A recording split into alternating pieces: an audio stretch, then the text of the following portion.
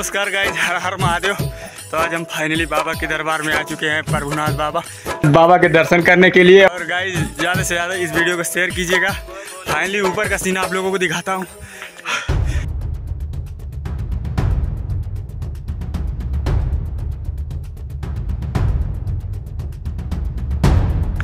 Finally guys अभी यहाँ से हम लोग ऊपर चल रहे हैं।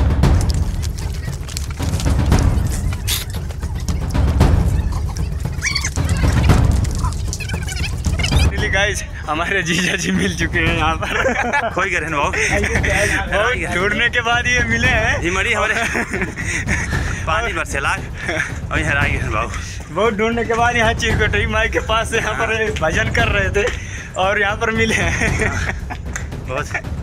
तो चलो ऊपर का नज़ारा थोड़ा दिखाता हूँ। फाइनली दोस्तों गेट पे पहुँच चुके हैं, अब अंदर जा रहे हैं हम लोग। बने रहिएगा।